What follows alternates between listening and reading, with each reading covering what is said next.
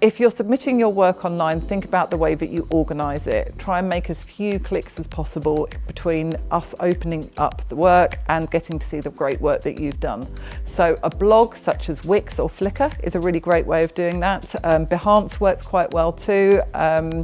Avoid Pinterest and Instagram. Lots of tutors don't like that because it can be quite hard to make sure that it's your work that we're reviewing. It can be work in progress. We're very interested to see just snippets of ideas. We need to see that you can take a concept or an idea and develop that through different media, different techniques, and come to a kind of design resolution. And another tip is to maybe give us the names of the projects, or to certainly organise it into themes so that we can get quite quickly a sense of the type of work that you're making, and show it off really well too. So if you've made something physical, get some good photographs of it.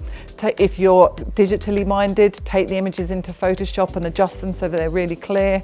And think about communicating your best work as quickly as possible. There should be some things that you don't entirely like, but they represent things that you have tried, that you are able to experiment, because having an open mind, especially at Brighton Uni, I think is very important when you do art here. If you are going to include photography, make sure it's something that you've done on your A-level or your BTEC course, or something that's of close to a professional standard. If we can see that you enjoy what you're creating, which really will come across if you have, that's the main thing we're looking for. It's important to understand that we want you to be right for the course, but also we need to be right for you on the course as well.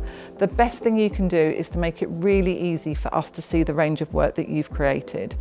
PDFs, things that are downloaded, things where we have to sign into something else, are all time that we could be spending reviewing your portfolio. The layout and the communication is important because we need to see that you're able to communicate visually. When I submitted my portfolio, I did it on a website because I had a website set up before. I just had to take high quality photos, crop them down of all the stuff that I wanted to put in there, and then just send it across on an email. It was really straightforward actually. When I was deciding what to put in my portfolio, I pretty much went with my favourite pieces. I wanted to go for things that showcased my skills. So I kind of just submitted anything that's like from coloured pencils to digital to charcoal to kind of mosaics to kind of cutouts and pieces, just to show kind of like a diversity of work.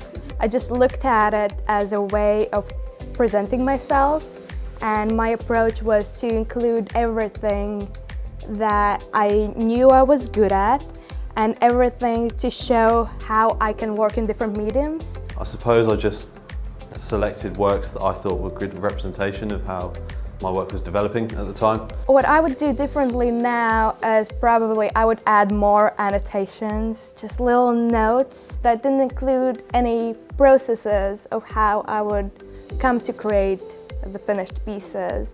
And I think that was one of my biggest mistakes, because I now think that it's so interesting just to see the process, and it's so useful to just understand where that work of art came from.